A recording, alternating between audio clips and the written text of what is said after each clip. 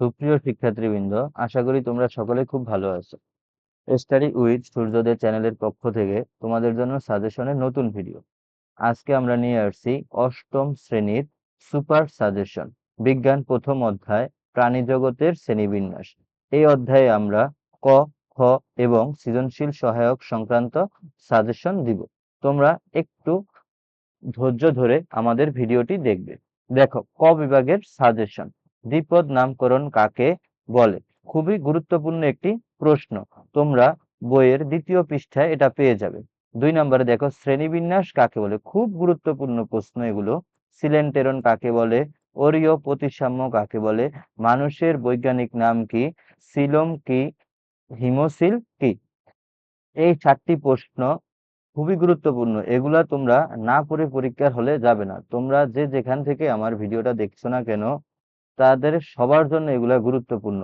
তোমাদের সামনে আর কিছুদিন পরেই অর্ধবার্ষিক পরীক্ষা। অর্ধবার্ষিক পরীক্ষায় এগুলো খুব তোমাদের সহায়তা করবে।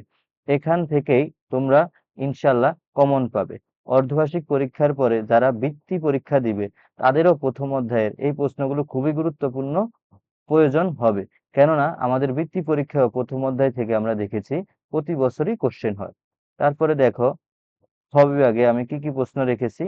খ বিভাগে আমি রেখেছি 1 নম্বরে সিলেন্টেরন কি, 2 নম্বর শিখা অঙ্গ কি, ব্যাখ্যা করো। কুমিরকে সরীসৃপ বলা হয় কেন? বহুবার বোর্ড পরীক্ষায় প্রশ্নটা আসছে, একটু দেখবা তোমরা। ব্যাংকে উভচর বলা হয় কেন? শ্রেণীবিন্যাসের প্রয়োজনীয়তা বলা হয় কেন? এটার গুরুত্ব তো অপরিসীম, বুঝাইয়া বলার মতন। এটা খুবই গুরুত্বপূর্ণ একটা প্রশ্ন। পরিফেরা স্পঞ্জ নামে পরিচিত কেন? সাত দ্বিপদ নামকরণ বলতে কি বোঝো? এই 4টি প্রশ্ন আমি খ বিভাগ থেকে রেখেছি।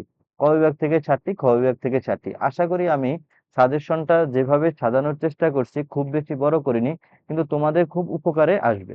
তোমরা এগুলা একটু দেখে যাও, দেখবা তোমাদের অর্ধবার্ষিক পরীক্ষায় যে যে স্কুলেরই হও না কেন, যে যে বিভাগেরই হও না কেন, যে যে জেলারই হও না কেন, যে যে উপজেলারই হও না কেন, সবার জন্য এগুলা খুব গুরুত্বপূর্ণ।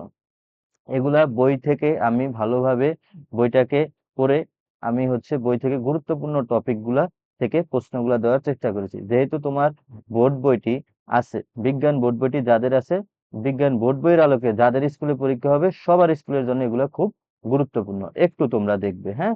তারপর এবার দেখো, গ ঘ তো আসলে ওইভাবে সাজেশন দেওয়া সম্ভব নয়। গ ঘ থেকে প্রশ্ন কোনগুলো আসবে এটা বলাও একটু মুশকিল। কিন্তু আমরা একটা জিনিস করতে পারি, আমরা টপিক বলতে পারি বা কিছু নমুনা প্রশ্ন দিতে পারি।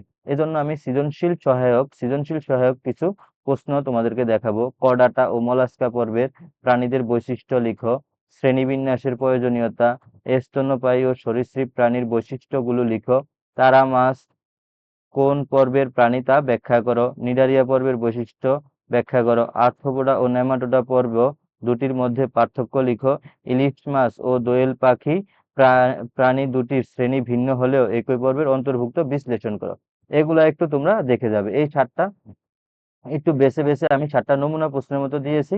এছাড়াও তোমরা কডাটা পর্ব, মলাস্কা পর্ব, নিডারিয়া পর্ব, আর্থ্রোপোডা পর্ব, এগুলা খুব গুরুত্বপূর্ণ সহকারে এই পর্বের বৈশিষ্ট্যগুলা তোমরা পড়ে এবং উদাহরণগুলা পড়ে তারপরে তোমরা প্রথম অধ্যায়ের একটি পূর্ণাঙ্গ প্রিপারেশন নিবে। তোমরা তো প্রথম অধ্যায়ে তোমাদের পড়ার নিয়মটা আমি আরেকবার একটু বলে দেই। তোমরা সবাই বিজ্ঞান বইটা প্রথমে অধ্যায়টা ভালোভাবে রিডিং করবে।